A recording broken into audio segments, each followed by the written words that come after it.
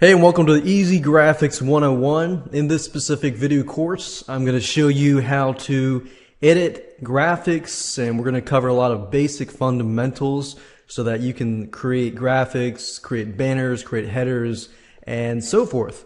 It's going to be fun. It's going to be a lot of screen capture, so you're going to be able to look over my shoulder and follow me click by click. So with that said, let's go ahead and get started. This is video number one. It's the introduction to graphics editing, and before I move on, I want to talk about a quick overview so you have an idea of all the videos in the specific video, how they relate to each other, and knowing this, I know it'll help you implement this quicker and easier. First of all, this is video number one. Video number two, we're going to talk about how to download and how to install Paint.net. And downloading and installing is easy, but how do you set it up and everything like that?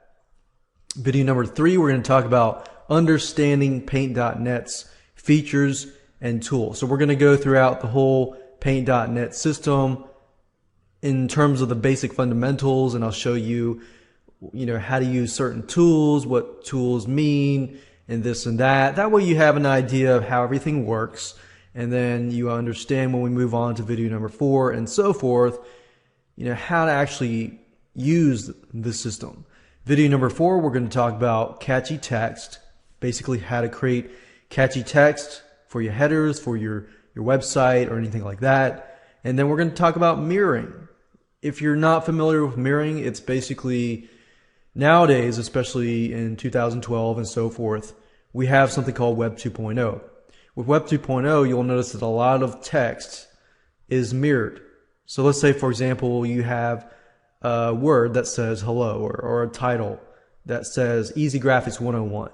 And then you have a mirror effect, so you kind of see like a mirror effect for that text. And I'm going to show you how to do that just because it makes it professional and interesting. Video number five, we're going to talk about catchy shapes, how to use shapes effectively in your images and so forth. Video number six, we're going to talk about how to remove the background of a picture. Let's say, for example, that you found a picture on a royalty-free site, and it's a picture of somebody that you want. However, you don't want the background. You want to put them on a white background, or you want to take that object, person, object, machine, whatever, or building or anything like that, any type of objects, you want to take them out of that background and put it into another background. I'll show you how to do it the quick and easy way. Video number seven, we're going to talk about layers. Layers are your friends. If you imagine, let's say you have like 10 sheets of clear, transparent plastic, and each of those pieces of plastic have some sort of image on them. So imagine you can change the layers, you can move objects around and so forth. So layers are your friends, and they make editing a lot easier. In fact, I would say out of all this video series, layers, if you can master layers and removing a picture from its background, then you pretty much can do a whole lot with layers. Video number eight, we're going to talk about plugins. Paint.net has plugins that can make your software more powerful if you choose to do so. You don't have to, but this is an option that you can take if you choose to do so. Video number nine, we're going to talk about banners and headers. How to make professional looking banners. How to make professional looking headers that you can add to your website. Banners that you can add to your website or you can use to market your products and this and that. So with that said, let's talk about the tools that you're going to need. You're going to need Paint.net in this specific course, of course. Now, keep in mind that the concepts that I'm going to teach you, they can apply to just about any other tool. They can apply to Adobe Photoshop. They can apply to GIMP. Let's say, for example, that you want to use something like GIMP. It's not going to be the exact same layout, but it's going to be similar concepts. So you can use GIMP if you want to, but I personally use Paint.net, and I'm going to use that for this specific course. Paint.net is free, and I found personally it to be better than GIMP, but some of you might want to try out GIMP and this and that. The last thing that you're going to need is you're going to need graphics. And in fact, in this video course, I'm going to use pictures that I personally got from bigstockphoto.com. Let's say you get a picture from bigstockphoto.com. If you were to use that picture and if it was not a royalty-free site, then you would have to pay, every product that you sold. Well, with a royalty-free picture site, you pay it once and that's it for that specific product. So with that said, let's move on to the second video, and I'm going to show you how to install and set up Paint.net correctly so that you can properly begin to edit the graphics. Hey, and welcome to video number 2. In this specific video, we're going to talk about how to download and install Paint.net and how to set it up properly so you can begin to use it. So with that said, let's go ahead and get started. To get to the site, you want to go to Google and type in Paint.net, which is located, the site is located at getpaint.net. So I'm going to go here, and then simply at the top, click on the download link. Now, the reason why I wanted to create this video is so that you understand that you can install Paint.net.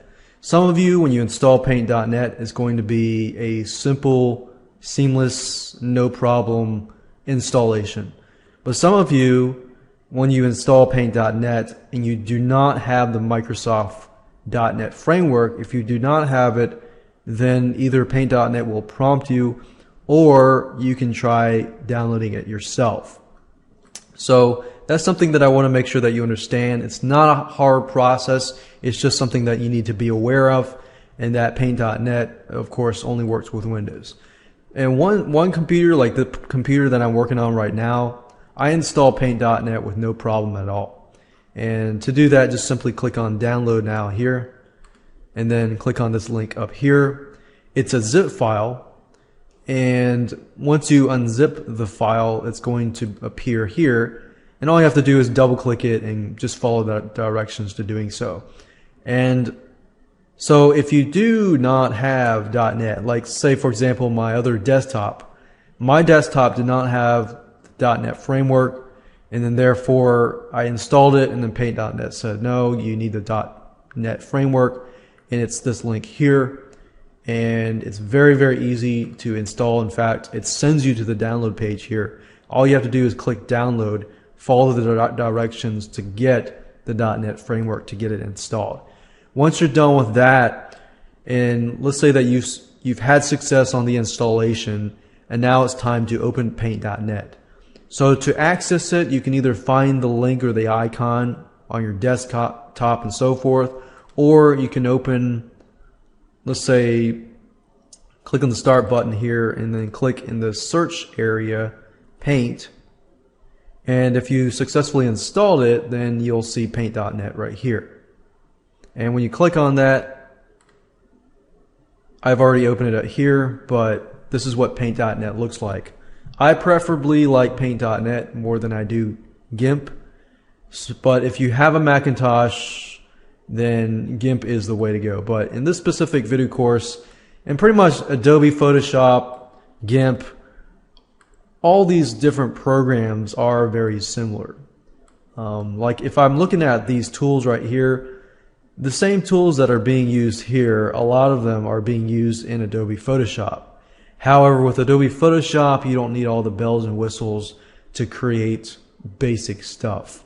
So this is what Paint.net looks like, and in the next video I'm going to go give you a deeper course and a deeper dive through exactly on all the features, all the tools, and at least the fundamental tools that you're going to need.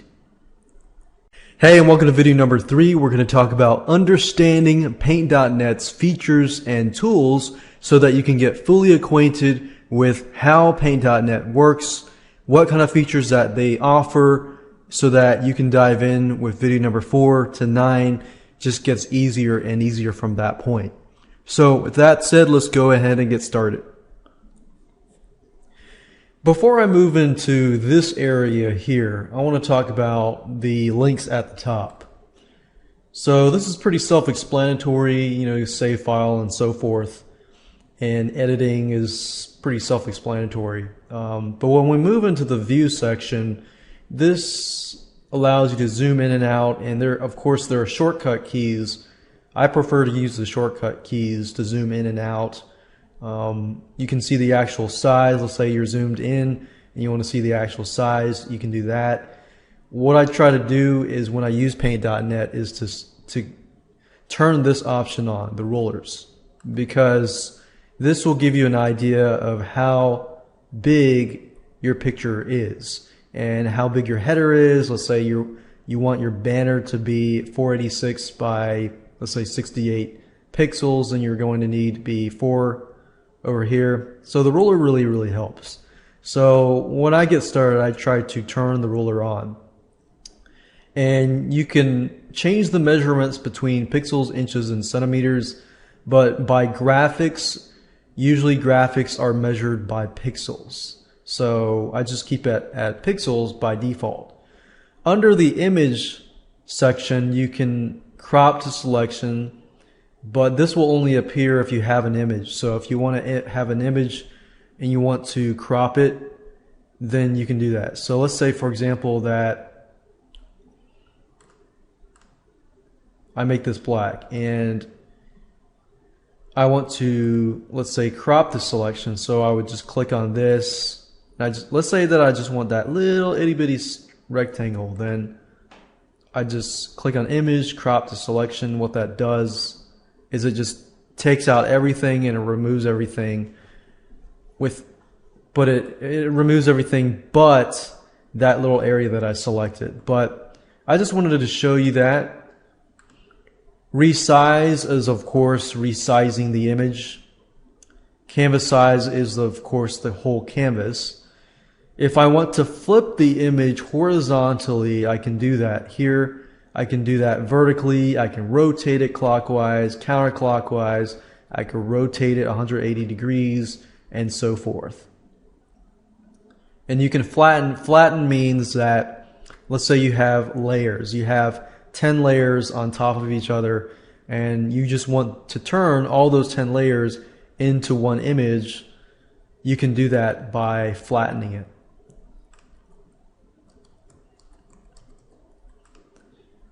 And under layers, this gives you the ability to add a new layer, to duplicate a layer. Let's say you have a layer of a checkbox and you want another checkbox. So you just choose that checkbox and then you can duplicate that layer. Now I'm going to talk more about layers in the future videos on layers.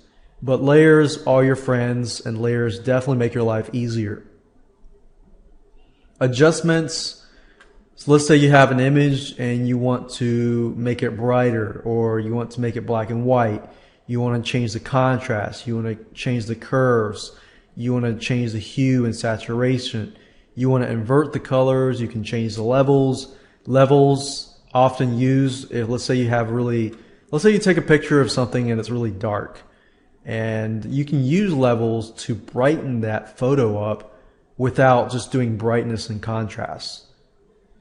And you can posterize this and that. Those are just adjustments. Effects are stuff that you can do to your images as well. For example, let's say you have a picture and you want to convert that picture into an oil painting so that your picture looks like an oil painting. Or you want to turn that picture into a blur. And there's specific types of blurs, as you can see here. Or distort so this is just an effect. All this does is it converts your image into whatever you choose, like red eye removal. If your picture has a lot of people with red eyes, back in the day when you take a picture, or even now, you have red eyes and you can remove that. So this gives you the ability to not only change your existing images, but also to tweak and edit and stylize and so forth your newer images.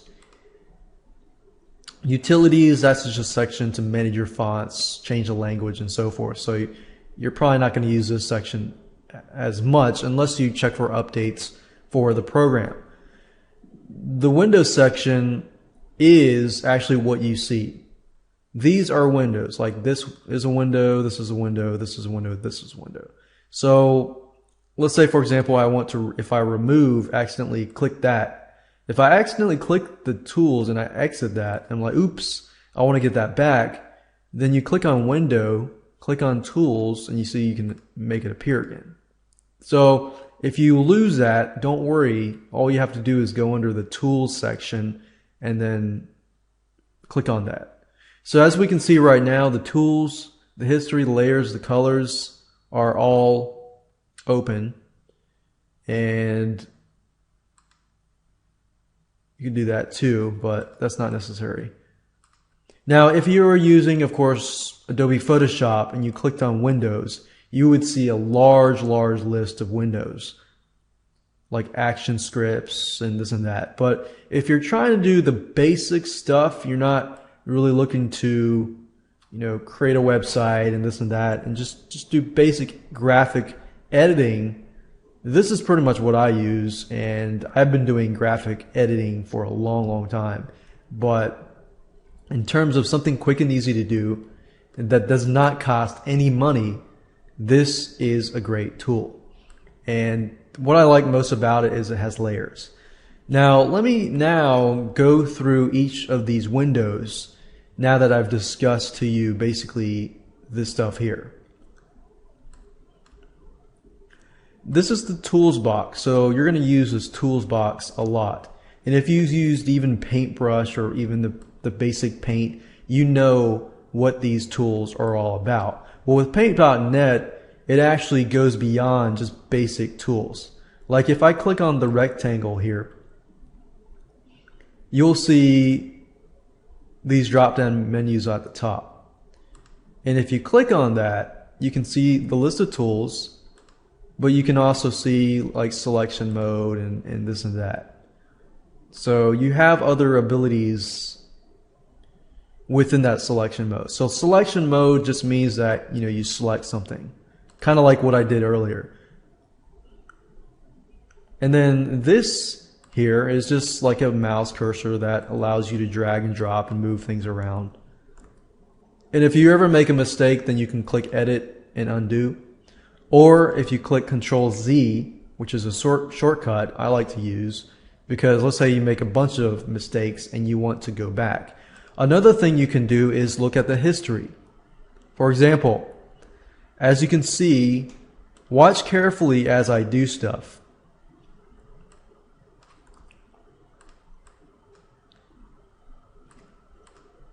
As you can see, this is the history. So that means like if I want to go back all the way back to the original, I just click on this. But if I want to go back to a specific point, I can just click that and so forth.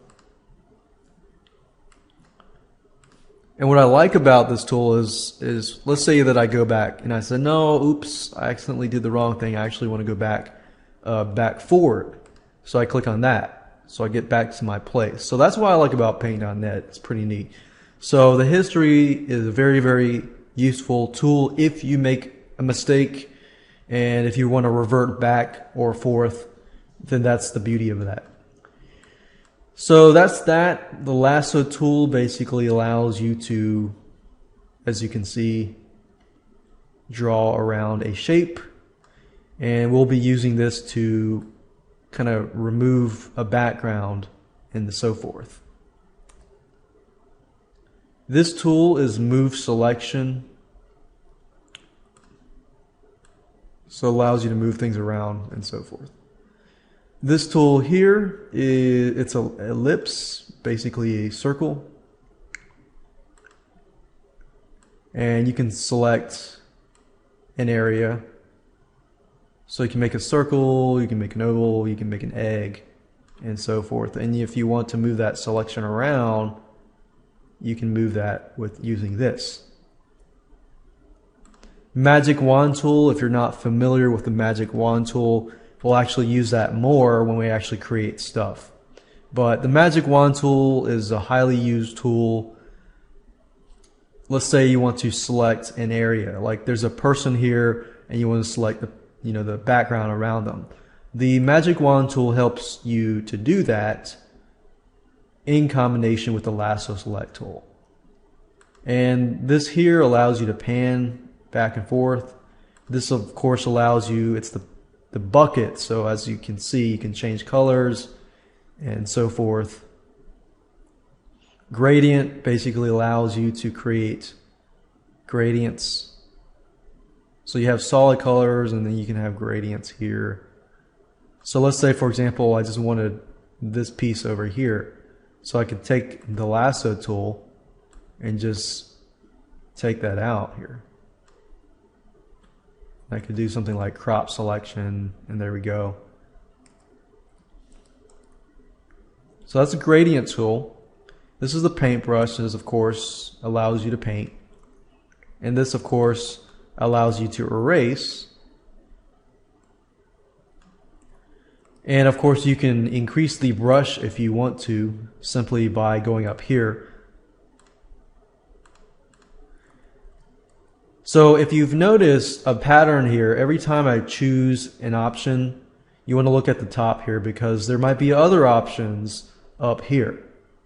This is the pencil tool, basically like the paintbrush, but it makes it thinner.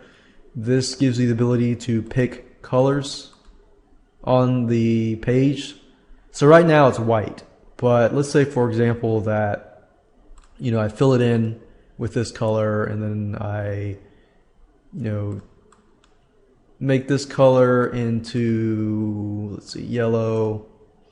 And then if I were to use this color picker tool and it was that color and I wanted to make it this color, all I would have to do is click on it and then it would turn whatever I point my color picker to, it would turn that color into that color. So then I can use that color. This is the clone stamp. Basically just clones the areas. Recolor gives you the ability to recolor areas, but we won't use these tools as much. This is the text tool, of course, which gives you the ability to create text and so forth. This gives the ability to create lines and curves. This gives the ability to create rectangles. You can create bigger rectangles, smaller rectangles, and so forth. You can create the color of the rectangle, whether it's a filled shape, an outline, and so forth. And these right here are just a bunch of other shapes. So we talked about the history, we talked about the tools, we talked about colors indirectly by showing you how to use it, and layers, we'll talk more about layers later on. But as you can see here, this is one layer here. Layers will make your life a lot easier. So that's pretty much it. As you can see, it's very, very simple to use. So with that said, let's move on to video number 4. Hey, and welcome to video number 4. I'm going to show you how to create catchy text as well as creating that cool mirroring effect with your text. So I'm going to split this video up into 3 different steps. Step number 1, I'm going to show you how to create text. And then step number 2, I'm going to show you how to turn that text into a gradient.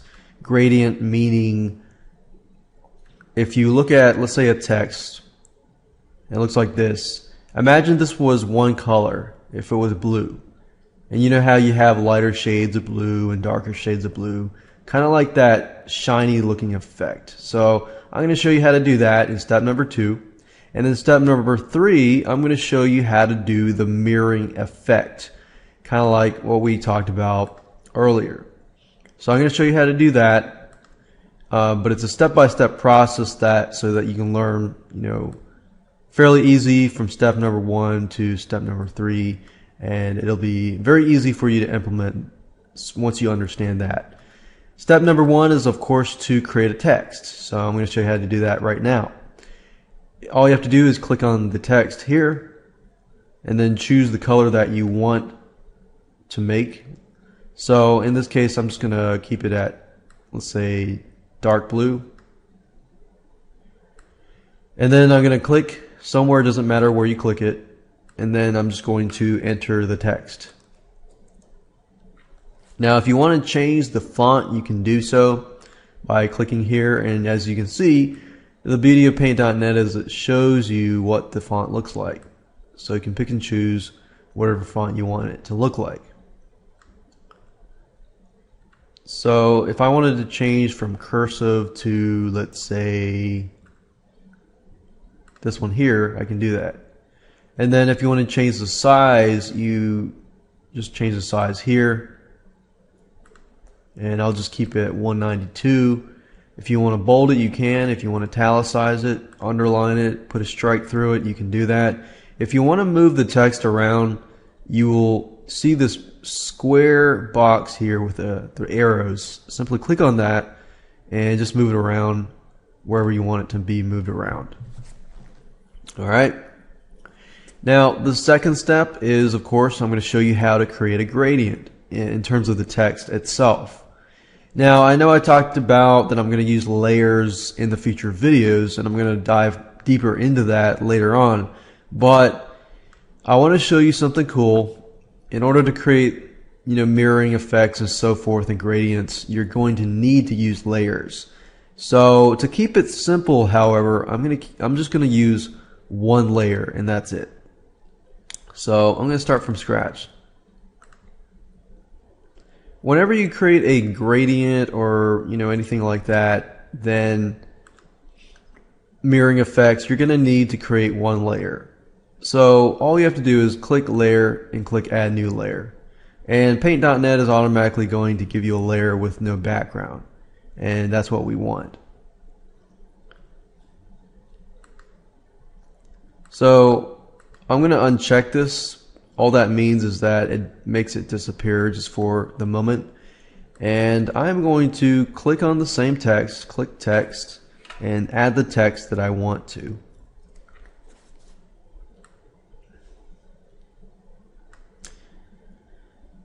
And the next thing I'm going to do is use this magic wand tool. What this magic wand tool does is it allows you to select an area. So because we're dealing with text and we're not dealing with anything complicated, you don't have to worry about anything up here. So simply click on that and then hold the shift key.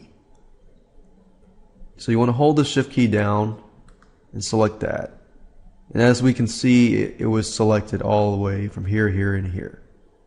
And normally you would hold the shift key and select these just inside the blue area or whatever color that you choose. Once that's done, you simply click on the gradient option here.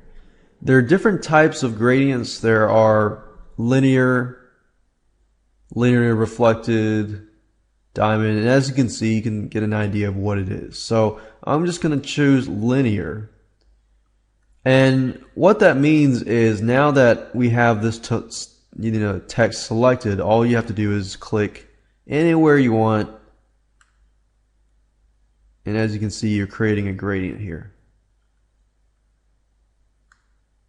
And if I hold the mouse and I put it down, as you can see here, you're creating a gradient more on a horizontal level. Now I can choose the color that I want to red if I want to, or pink or whatever. As long as you're using the color wheel here, that's fine. So that's how to create a gradient, and using this knowledge, you're going to be able to create the mirror effect. And I'm going to start from scratch, and the last step is to show you how to create the mirror effect. So I've started with a clean slate here, and I'm going to remove the background here. And you can use the background later if you want to, and I'll actually show you how to do that. In this case, you're creating two different layers. Imagine you're looking at a mirror and you see yourself, and if you're looking from a outside view, you see yourself in the mirror and you see yourself standing there. in this case, there are two different layers. It's just a duplicate layer of the first layer. So just keep that in mind. Using the information that I showed you earlier, you want to create a new layer, and then we'll just uncheck this.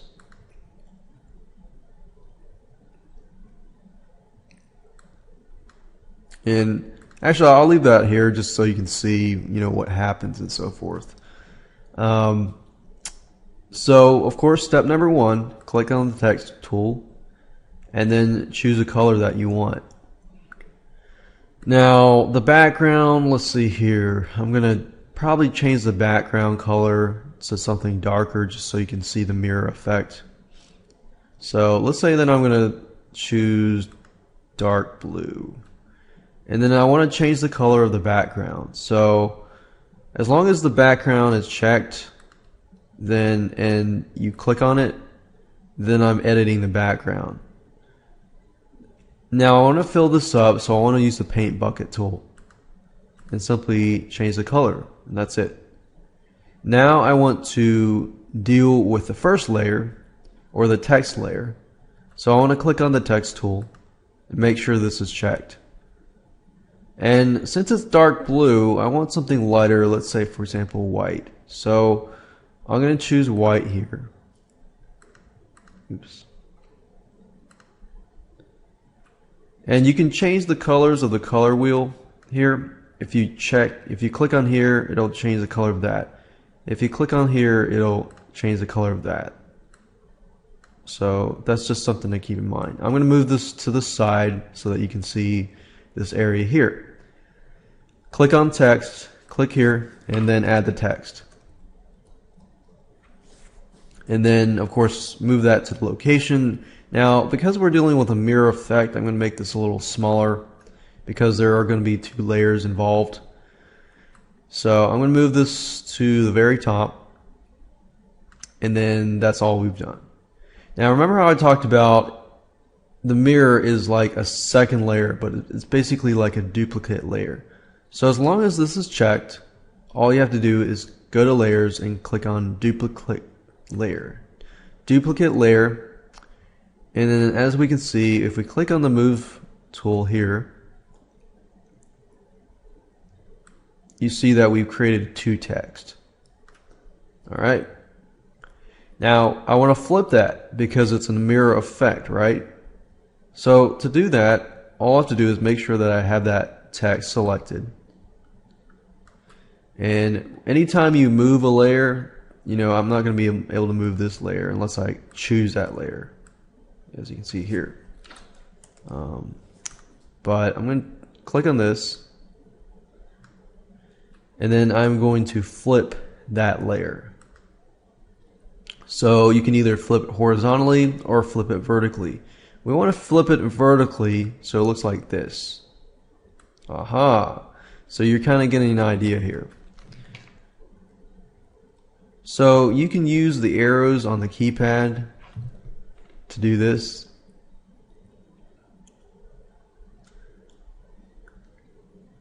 Alright, so you created a mirror effect. What now?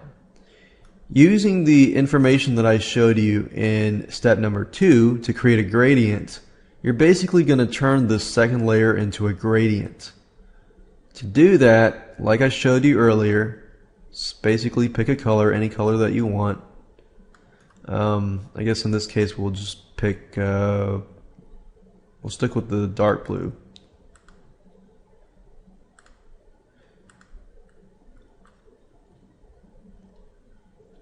And then once you've picked a color, and if you're not familiar with what I just did, I basically clicked on the color picker to figure out what color was on the background.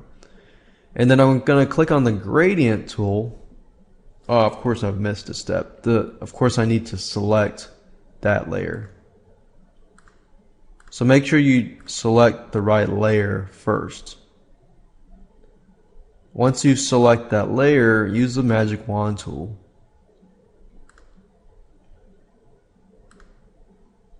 And then hold the shift key, just as we did in step number 2. And then after that is selected and you see the outline selected, now it's time to use the gradient tool. Simply click, and then what I would do is just either push up. See, if you push down or you hold the mouse down, then it's not going to be like that mirror effect closest to the center.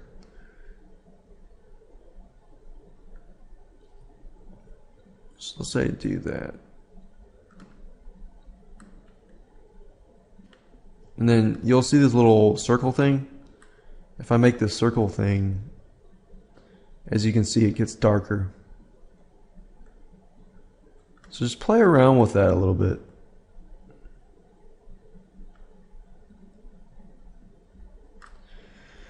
And I'm almost done.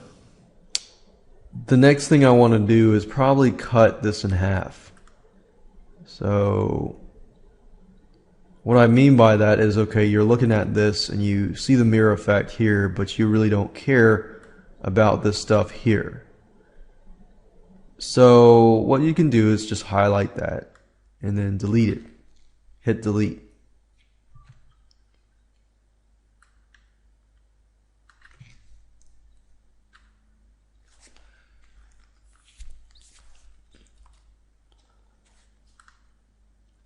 And you can play around with it if you want to, change the gradient a little bit.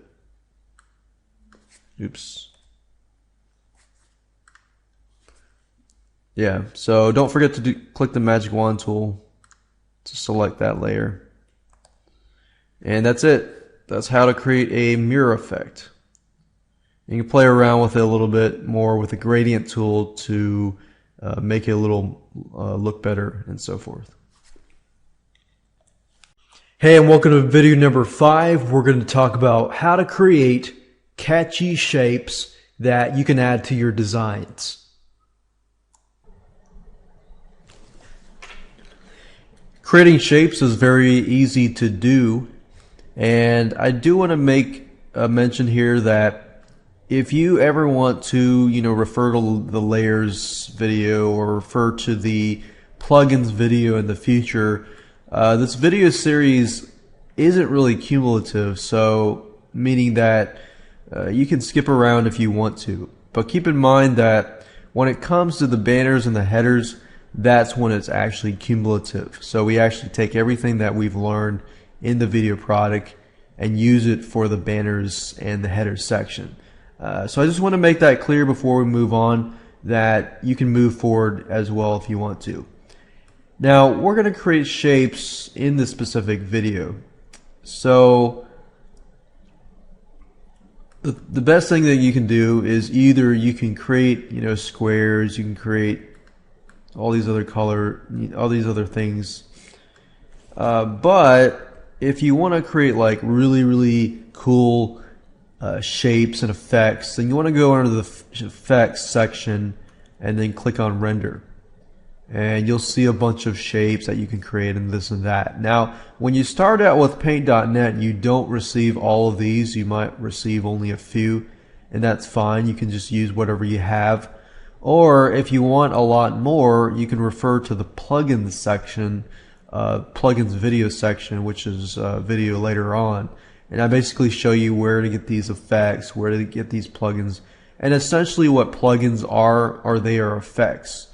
So you can find shapes and effects and so forth, and all you do is find them, download them, add them to Paint.net, and it's very easy to do. But if you want to get more, I want to make a note and tell you that just refer to the plugin section if you want to do that. Now, if you click on render, by default you're going to have shapes, and all you have to do is simply click on one of these, whatever you might have, because some of you might have something different, and you just click on shapes.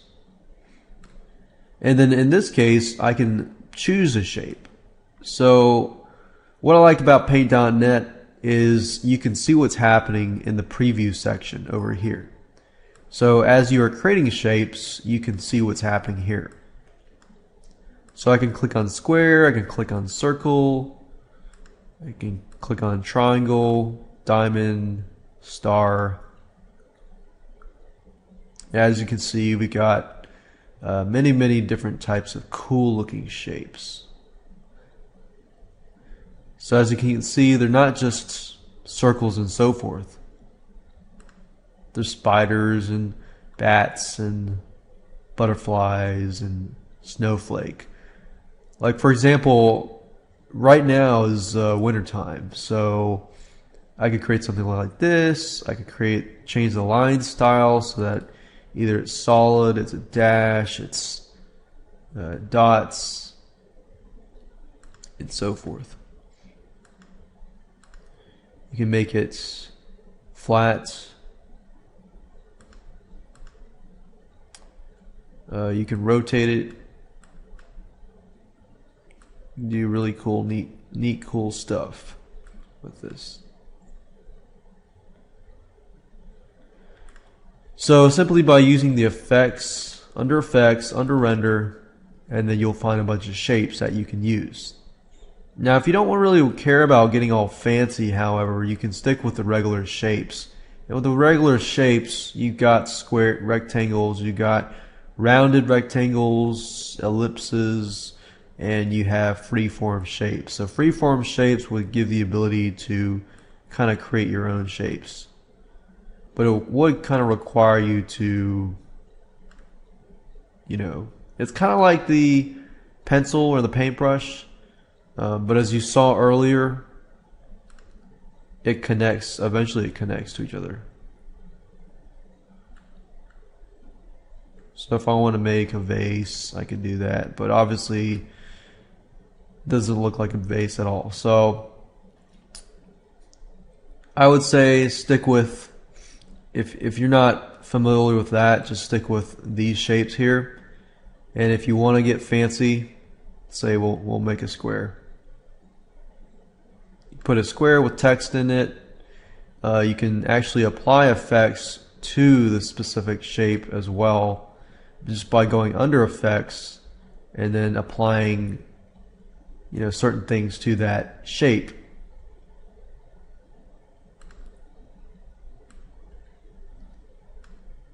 So you can do things like that.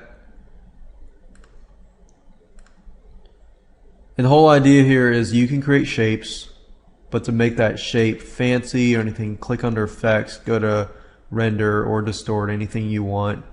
And like I said earlier, if you want extra effects or extra shapes, just refer to the plugin section, and that'll show you how to get shapes, how to get effects, and so forth. But it'll show you how to get effects, but you can apply that to getting shapes as well. So as you can see, it's a very easy thing to do. You can create this. You can change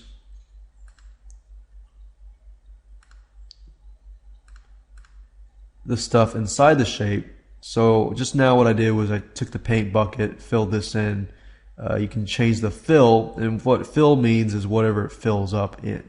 So you can change that.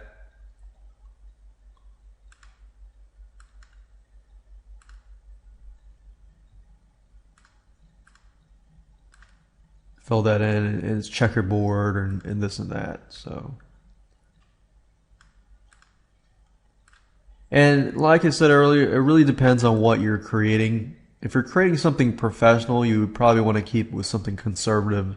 If you're creating something wacky for a wacky audience, or not necessarily a wacky audience, but something that's more artistic, then you can fill in stuff like this. But just keep in mind your audience and who you're dealing with whenever you're creating graphics, so that you can create something that is eye-friendly to that specific audience. Hey, and welcome to video number 6. We're going to talk about how to remove the background of a picture. So let's say, for example, that you have an object from a picture that you want that object, and you want to remove that object and add it to a different picture. Well, we're going to show you how to do that quickly and easily. So the first thing that you need to do is to find a picture that you want to take the object out of the background. In this specific video, I'm going to show you 2 different examples. And before I go there, I want to say that anytime that you have a solid background, like a white background or a black background or anything like that, it's going to be a lot easier. So the first example I'm going to do is one of these where there's a solid background. The second example that I will do is going to be a background that is a little more complicated. It's not exactly a solid background. For example, this photo here, let's say I want to take the business people out and remove the clouds. I'll show you that in the second part of this specific video, just so that you can get an idea of how all of this works. So I'm going to pick a picture. I'm going to pick this picture, and to open it in Paint.net is very easy. Once you've found that picture, all you have to do is left click, drag it over, click open, and there we go. So let's say I want to remove this white animated or white 3D fellow with his books, and I'm going to remove everything including this mirrored effect right here. So to do it, what you need to do is click on the magic wand. The magic wand is your friend in terms of selecting the background here. So click on the magic wand, and then up at the top you're going to see something called tolerance. And I'm just going to show you an example. If the tolerance is too high, that means that this magic wand is not going to be able to detect the difference between this white and this semi-white. So if the tolerance is too high and I click on it, you'll notice that it selects everything. You see?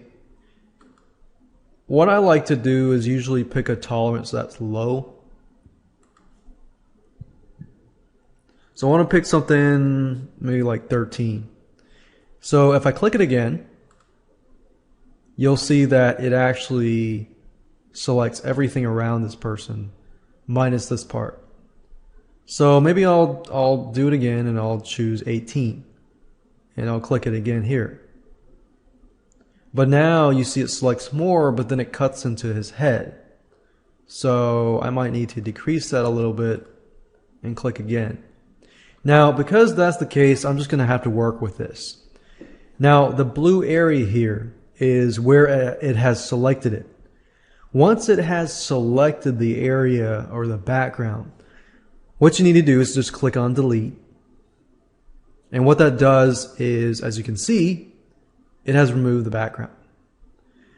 And all I need to do is just go around, click here. Let's see if this works. Okay.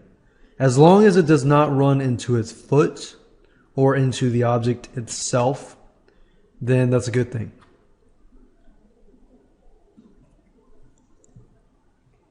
Okay, good. I'm going to click here. And maybe I'll click here. Click delete. Okay, good. Click here, delete. So your goal is just to click and then delete, as long as it doesn't run into the foot itself or into the object itself.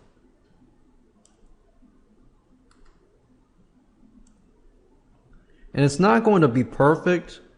I'm going to show you how to get it deeper.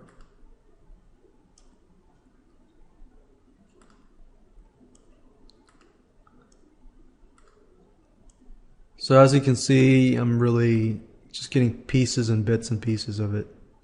Now, because the tolerance is a little lower, I'm going to increase it a little bit, just see what happens.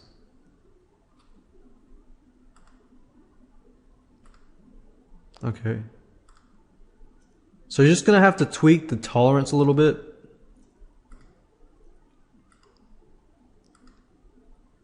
So just remove as much as you can with the magic wand. Oops, no, I don't want to do that. Once you have done all that you can, now it's time to zoom in. So I would click on this here and I would zoom in. If you click on view and you click on zoom in, it's Control++. So I'm going to use Control++, or Control plus.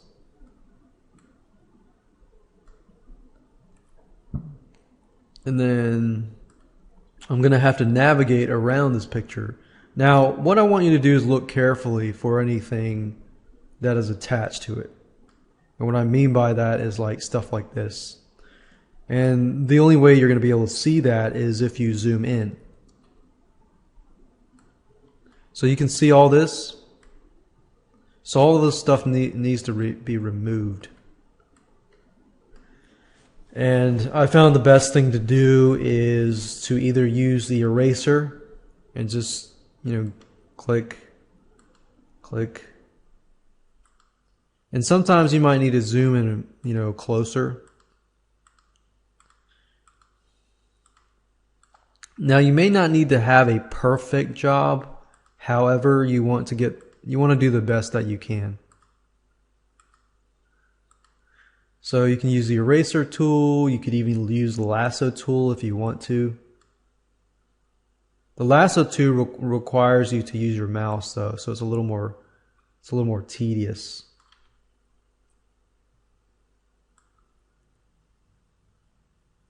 See? So let's see here. Start here.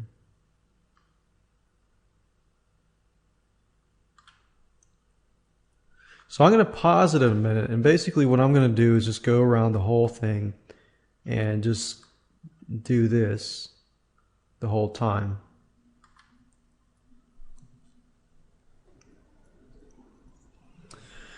Okay, so I went through it and I basically removed as much as possible. As we saw earlier, it pretty much removed everything on the top, and then we had to just use the eraser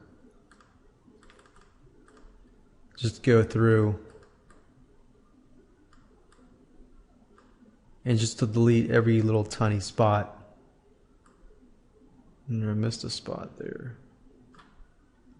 And just tweak around it, tweak this, play around with this. And eventually you'll get the hang of it. So I'm going to zoom back out. I'm going to click on view, click on the actual size. And as you can see, if we click this tool, I'm going to zoom out. If all has worked, then if I click on this person, I can move him around, as you can see here. So there you go. I've pretty much removed him from the background. And I'm not going to save it yet. I'm going to actually save as, more likely. Call them test.jpg. And then when you save it, I usually save the quality as maximum. And then let me just show you something that's really neat. Once you add a layer, let's say for example, and I'm going to add a layer and just add a background to him.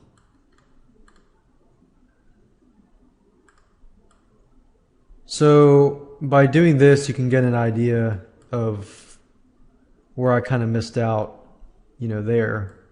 But that's just easy. In this case, all I have to do is just remove that, and I can do that using, rectangle selects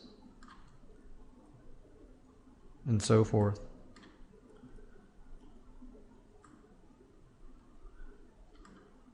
So adding a layer, and I'll talk more about layers, but adding a layer and then adding a black layer behind it gives you the ability to kind of see which parts that you missed out on. Like right here, I missed out on that part.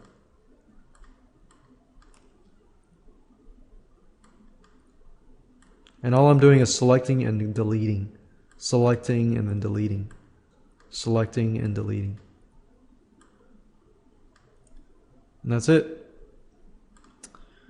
So there you have it. I've successfully grabbed this object out of the background, and I can add it to any background that I want to. And it's simply, as long as the layer is at the top, then that'll work itself out. In the next example, I'm going to basically go through and pick a harder example. I said I would pick and choose this one. This one's not too bad. Now that I look at it, it's got clouds, but remember how I said earlier, it really depends on how close the object is to. If the object is close to a solid color, then it's going to be easier. So let's take what we learned. Click on the magic wand tool. Make sure your tolerance is low. The lower the better, actually. And then you can tweak with it and just play with it, see how that goes. See, the tolerance is too high, it goes into their shirts. So it looks like I'm just going to have to zoom in and then go through and delete. Let's see.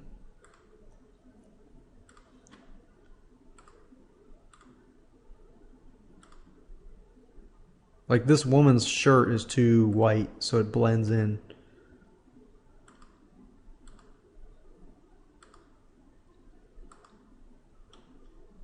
Let's see here.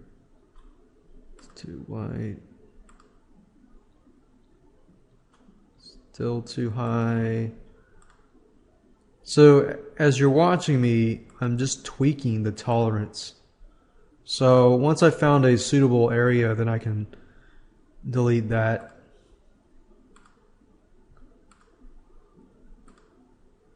As you can see, I'm really going after the background that's close to the person. It may not be the first time, but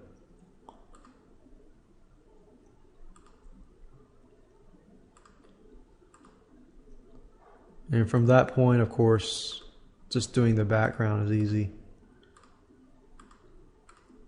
I'm just selecting, delete, selecting, delete, selecting, delete.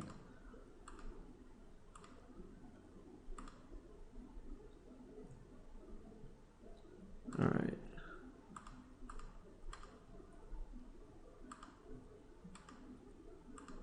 All right, so now I'm going to have to zoom in. And this process will take a little more time just because and what I like to do is, of course, if you can remove everything close to the object itself, then of course everything is easy.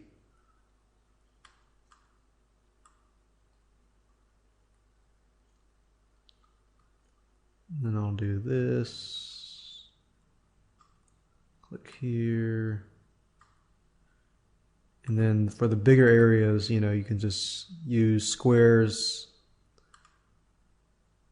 Go back to actual size. Let's say, for example, here. I can select all of this. Pretty much to the guy's head, I can select. And then from that point, I select this. Select this. This. So you pretty much get the point.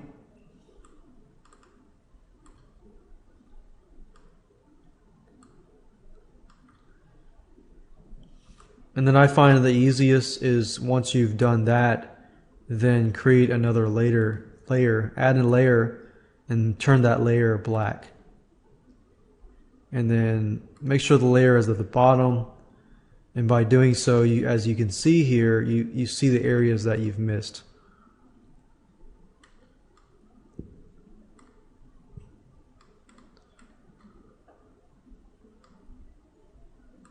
So once you've gotten the big spaces first, then you can dive into the smaller pieces, smaller areas around the people. And that's it. That's pretty much how everything works. You can continue to do so to remove everything. But as you can see, it's not a hard process. It just takes time.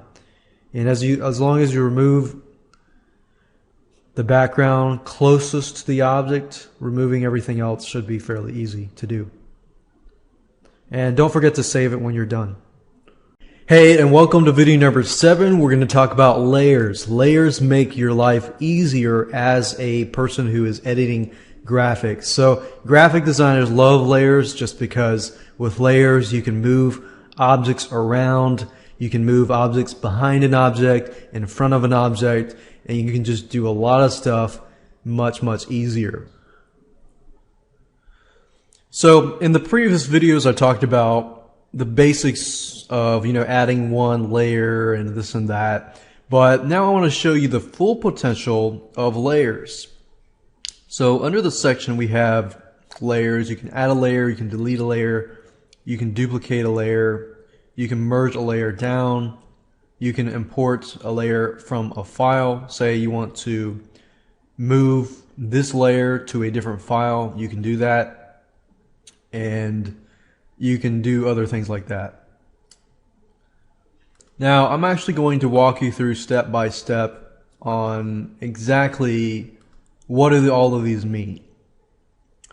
So what I want to do is I'm going to use this previous example where we remove this object or this little fellow here with his books from the background, and I want to place him on a different background. Now, of course, add a new layer. Basically, like I kind of mentioned earlier, layers are basically layers. So imagine you have 10 sheets of transparent plastic sheets, and on each of those sheets you have text, you have images, you have so forth. So with that, you can move it, you can put it in order, you can put one in front of the other and so forth. For example, if I were to put this background or this layer, this black layer above, what that means is whatever is on the top is on the top. Whatever is at the bottom is the bottom. So if I were to move this to the top, and then of course you have a black sheet layer on top of this person here. Now Paint.net does give you the ability to unselect layers. For example, let's say I create a layer, but I don't want to see that layer at the moment. Then I can uncheck this box. And then of course I can move him back down here. And if I want to flatten the image or merge these two layers together, this is what this link is. It merges the layer down. So if I were to merge the layer down here, that becomes one layer, but I don't want to do that, so I'm going to click on to go back with the history here. This duplicates a layer. Basically that means that, let's say I want two guys. So all I have to do is make sure that I select the layer that I want to duplicate of, click on duplicate, and as you can see here I've got two layers. So the only time you would want to use this is, of course, if in your graphic design you want to use two of them. So as you can see, I've got two guys here. So let's say, for example, that I want to move this guy over.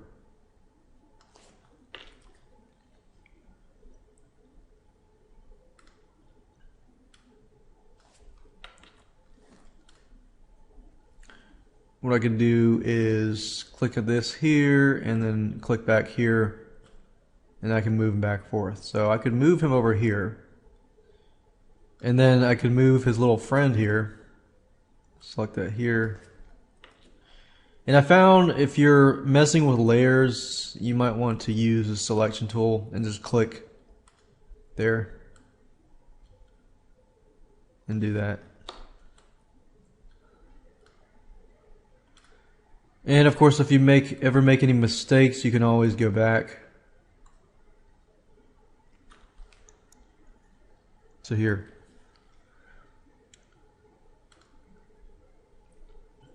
Now, if you want to import a layer from a file, you can do that. Let's say, for example, I'm going to just save this file.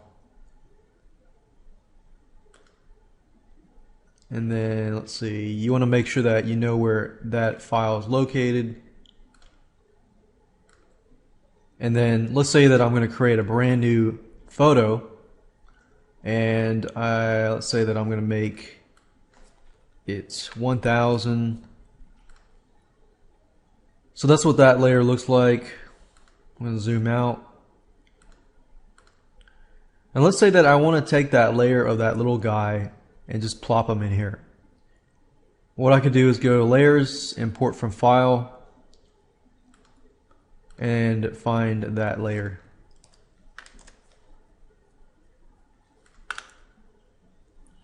And it's test.pdn. And what that does is it just imports all of those layers into that file. So let's say, for example, that I am creating a header, and I'm actually going to use this in the header example. Let's say I want to import him into the header. I can do that.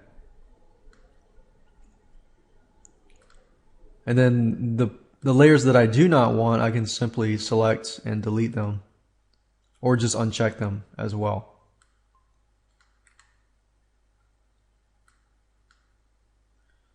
And of course you can mess around with the layer itself. You can resize the layer. And if you want to keep, let's say for example, what maintain aspect ratio means is, let's say I resize it to 500. If you notice carefully, this did not change, which just means that this is going to squeeze in. It's not going to look right. So I'm going to go back to the original number and click on maintain aspect ratio, which basically means that if I change this, this number will change as well. So that resizes it, but I don't want to resize it, so I'm just going to leave it as is.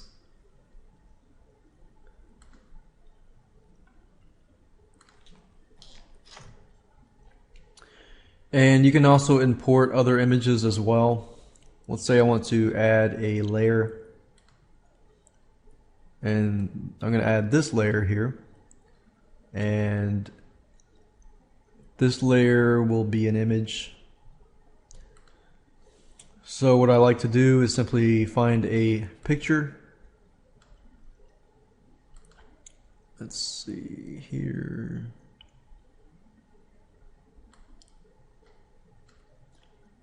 Let's say that we're going to add him to this domino piece. And whenever you drag a new picture in and you're working with layers, add it as a layer. Don't just open the file. So you need to add it as a layer. So you just need to get used to layers and working with layers. Now, as you can see here, this layer is on top of the other layers. And what I want to do is simply push this layer down until this little guy is on the top.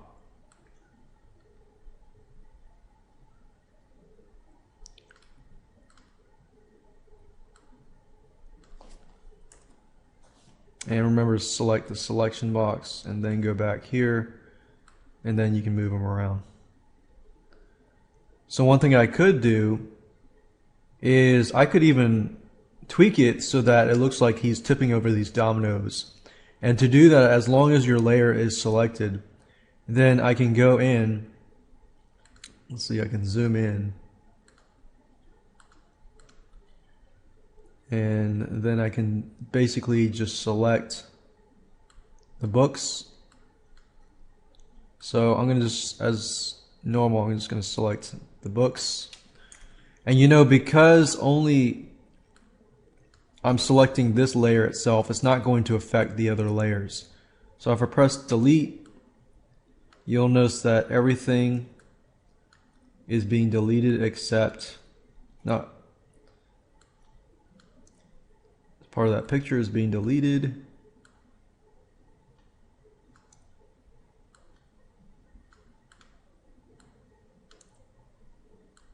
And as you can see here, that's the way to go. And I'm just going to have to go inside and do some tweaks and, you know, delete those things around his hand. But if I go zoom back out, actual size, zoom out, As you can see, I've pretty much manipulated the photo so it looks like he is pushing over the dominoes pieces. See how neat that is? And that was because the beauty of layers, that made my life a lot easier. Now, a good practice to do is once you're done with a photo is to only keep the layers that are part of that picture. So I did not use this layer, so I'm going to delete it just to keep everything clean. And then, let's see, I'm just going to leave that as is. And I could add another layer for text and so forth. So the whole idea here is to use layers as much as possible and make it nice and neat so that you only are using layers that you want to be using. So let's say, for example, that I want to remove the background on all those layers and just place this little guy with the dominoes on a different background. To do that, simply watch the video before, and it's really easy just to use this magic wand tool, and go through the process of doing that. So that's the video on layers.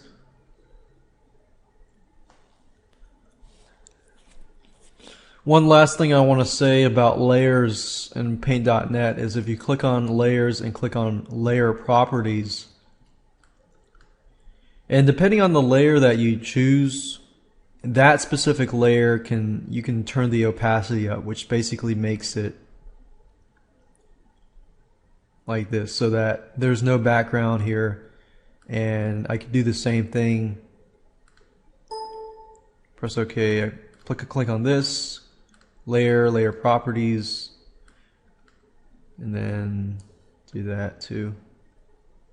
And I can play around with the magic wand hand, and that's it. So that's how to use layers, and as you can see, it's very, very easy to use. In the next video, I'm going to talk about plugins, and then the video after that, I'm going to talk about headers and banners, and how you can perhaps even take this photo here and make a header and a banner out of that by using the technique of... Hey, and welcome to video number 8. We're going to talk about plugins. You don't necessarily need to use plugins, but if you've used Paint.net and you want to expand, you want to use different effects and this and that, then plugins would be right for you. So if that's the case, then go ahead and watch this video. Plugins definitely will make the software a lot more powerful if you choose to go beyond the basic fundamentals. So plugins are basically like effects. So once I install a plugin, it'll appear under the effects section here.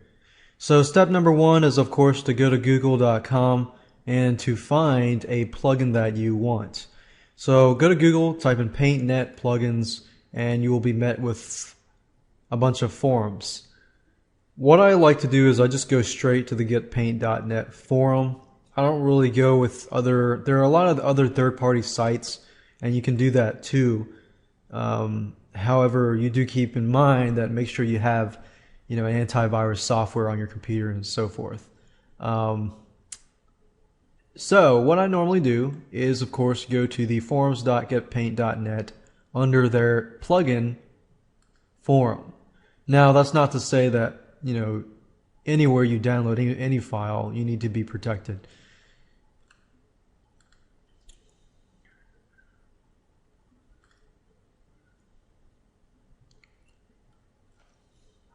So you can go through, you can figure out what plugin, what effect does what. And as you can see here, you have a list. You can kind of get an idea of what is in each plugin folder. For example, if I click on Magic's All Plugins, it says here it is 60 plugins in one pack. And let's say that I go through and it's color zoom, blur, gradient blur. And you're not going to need every single one of these. What I recommend doing is just picking out 1 or 2 that you want and then grabbing those. So let's say, for example, that I want to choose this plugin pack. Now there's 60 of them, of course. So you want to go ahead and download it. So I'm going to download it, unzip it, and then find the plugin files, which as you can see is located here. So we've got 60 plugins here, and this is how to install it. So step number 1, find the plugin that you want. Step number 2, download it and unzip it. Step number 3 is the installation part, which is very, very easy. What I recommend you doing is to open up a new window, go to the C drive, go to the program files folder, and then go to the paint.net folder, and then under the effects folder is where you want to install these files. And install, what I mean by install is simply select the effects that you want, simply drag and drop it over to this folder.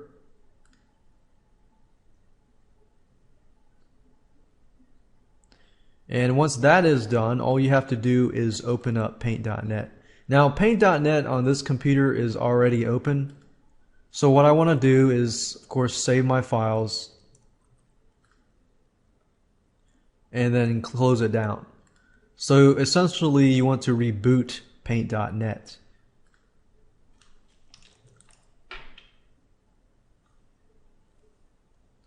And then I'm going to open up paint.net, and if all works, you should be able to see it under the effects section.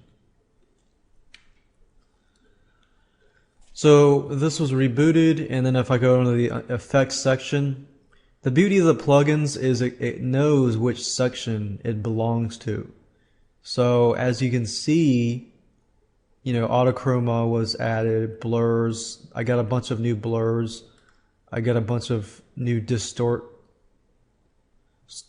stuff. I could do kaleidoscope. I can do a lot of stuff.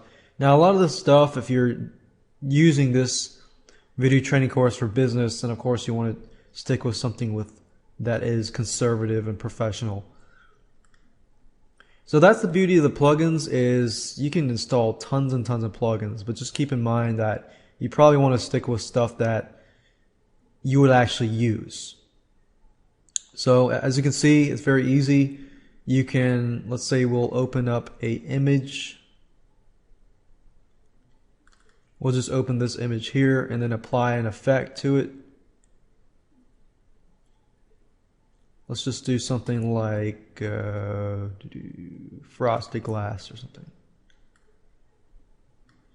And what I like about the effects is as you change stuff, you can actually see what's happening. So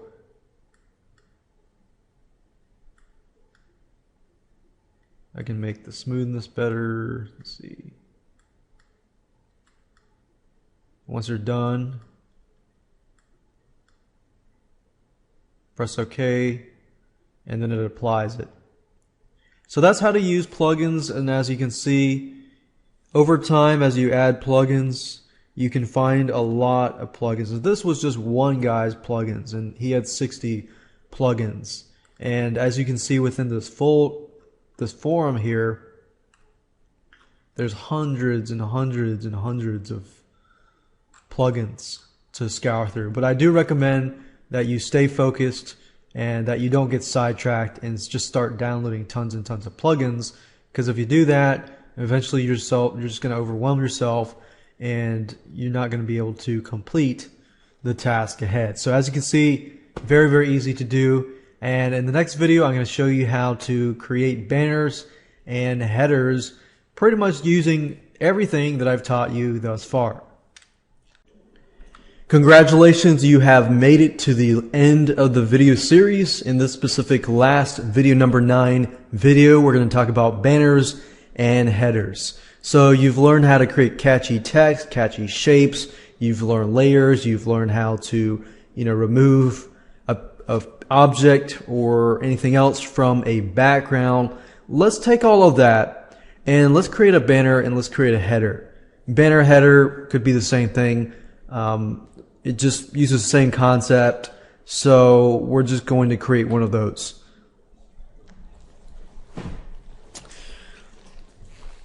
So you're going to take pretty much everything that you have learned to create a header and a banner. So what I'm going to do, what I did was I found a bunch of these banners here, and we're going to try to create something like this. So the first thing you need to do is, of course, to create a new image. And instead of the regular 800 by 600, I'm going to uncheck this and create the width to be, let's say, we'll just say 800, or we'll say 800 by 350.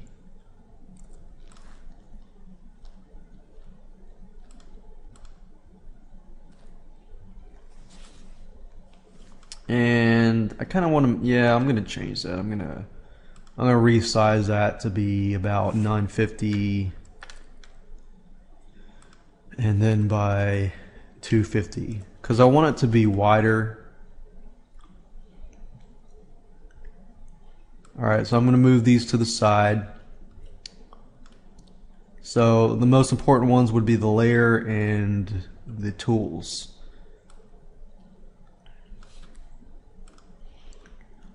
Okay, so learning what I taught you previously, we're going to use text, we're going to kind of create some shapes, and so as we can see here, you've got a background, you've got some text, you have some jagged lines to create some shapes, kind of like call outs, and then you have a picture. So normally with banners you have one picture or maximum two pictures and then text and some shapes that surround that. So the first thing we want to have is a background and a picture. So what I'm going to do is just go ahead and open up the picture that we removed from the background with a little 3D little guy connected to his books. So I'm going to use this here. Oops. And we just want to import him as a layer. So I click on layer, I'm going to import from file, and then I'm going to find that file, which is test.pdn, and click on open and import that layer. Now I don't really care much about the black background, so I'm going to uncheck that. And in fact, I'm going to delete that background.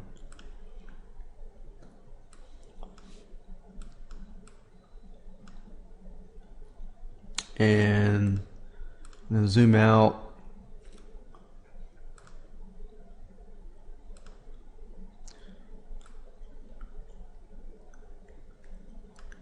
And I kind of want to resize this photo. So I'm just going to make it smaller as such.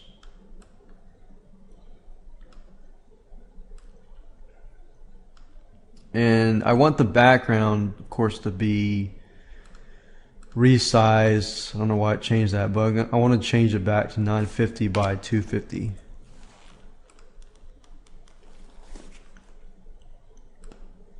So we have that.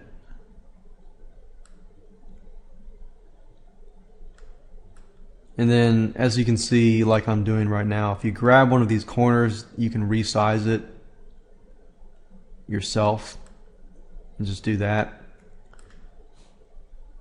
Now with the background, I might want to change the background a little bit.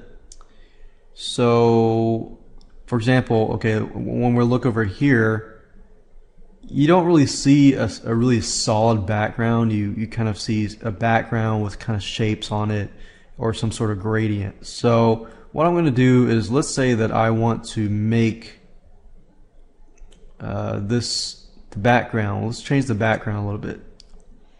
So let's change the background in this case to be, let's see here.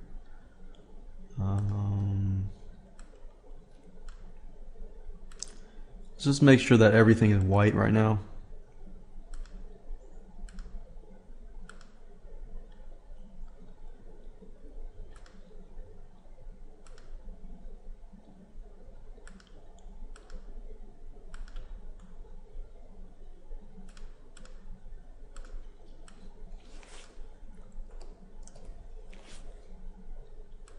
And I'm just trying to cover all this stuff with white in the background.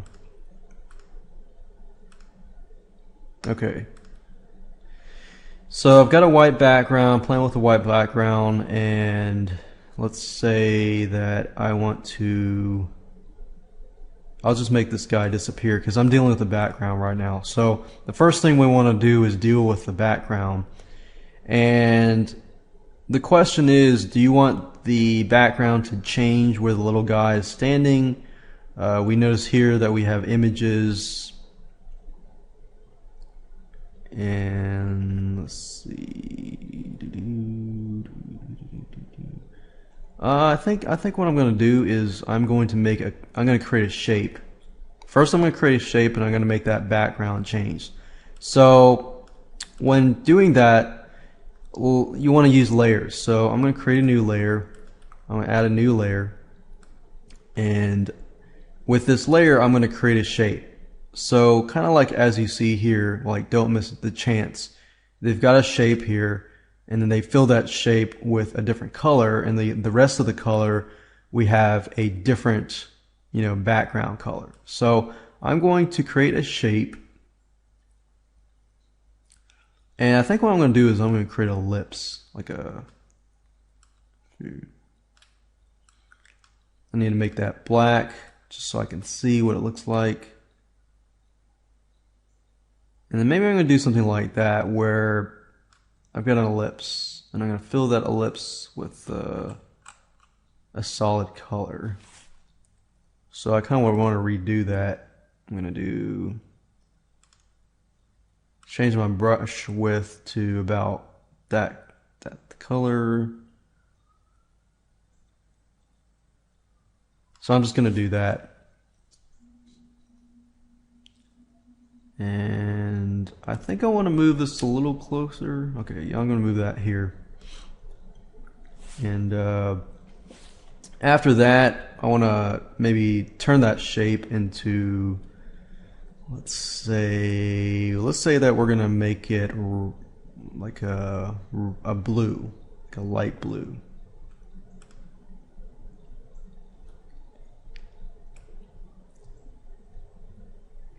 So once I've found a color that I want to use, I'm going to use that, and then I'm going to fill this shape with this color. And then as you can see here, I'm dealing with 3 different layers. I'm dealing with this layer, which is the shape, and then I'm dealing with the background. So now I want to change the background to something like red or something. So let's choose red, but I want a dark red. I don't want like a, not too dark, but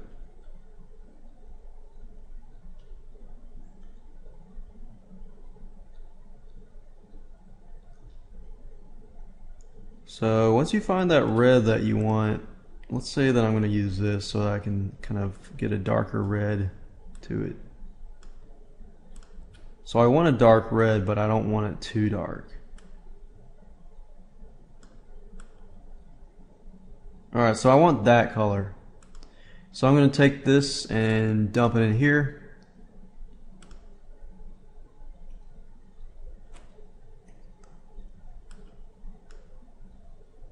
And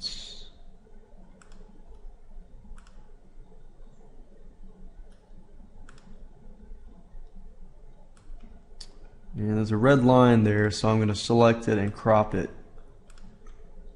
Alright, so that disappears. I'm going to make that little guy reappear by selecting the layer here. Aha, okay, good.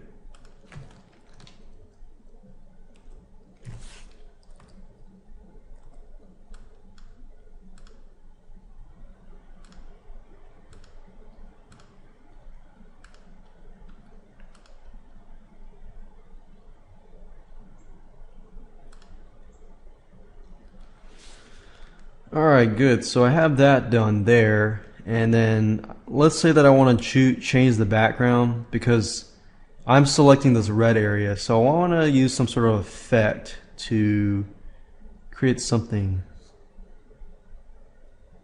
like a different texture or add noise, or let's see here, add noise, add color, add blur. Maybe I want to do some sort of blur, but not too much of a blur. So I might do a motion blur, but not too much.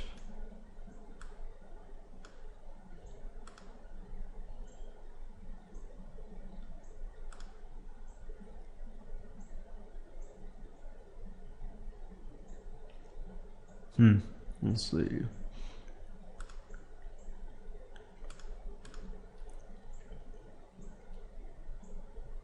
I'm not trying to make anything too wacky. If I change the texture to look like this, it's going to look too wacky, and I don't want it to look too wacky because you want to try to keep with something simple. So maybe I'll add some noise, not too much noise.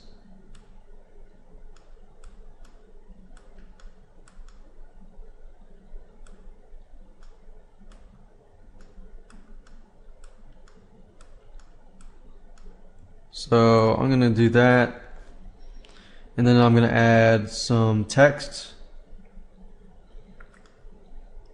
Let's say that I'm selling books. Let's see here. And since I'm on a red background, and so I've used something, removed backgrounds, we're using layers, we created shapes. Now we're going to add text. So I don't have my color wheel, so I'm going to go to Window and click on Colors so I can see my color wheel. Click on Less and make sure that I choose white, because use that, and then I'm going to add some text. I don't want it to be too big. I'm going to make it size 26, and then I'm going to say 20% off all books.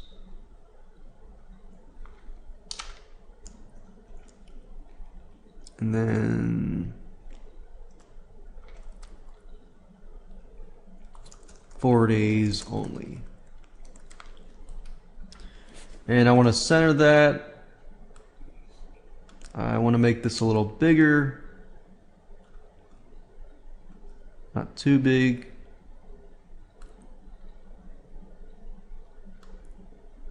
And I can change the font. You don't want to get too fancy with your font when you're creating headers. So something sans serif.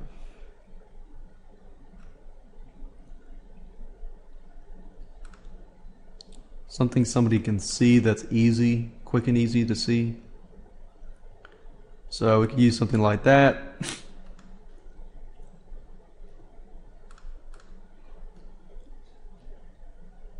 And there we go. It's not too fancy, but as you can see, that's pretty easy to create banner ads. So I'm going to move this to the side so that you can see the end results.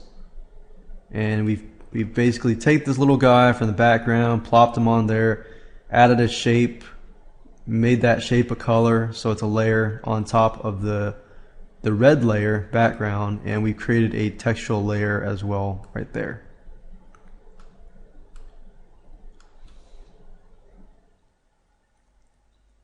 And if you want to change the text, you can always do that. But just keep in mind, the goal is to create layers. The more layers you create, the better and easier it's going to be to edit. So let's say you put this layer on top of all these layers.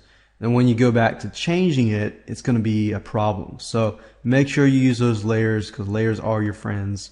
And that's it. You can use the same concept to create headers of any size or banners of any size. As long as you keep with the concept that you use at least 1 or 2 images, 1 text, a different shape, and a background, you're pretty much good to go.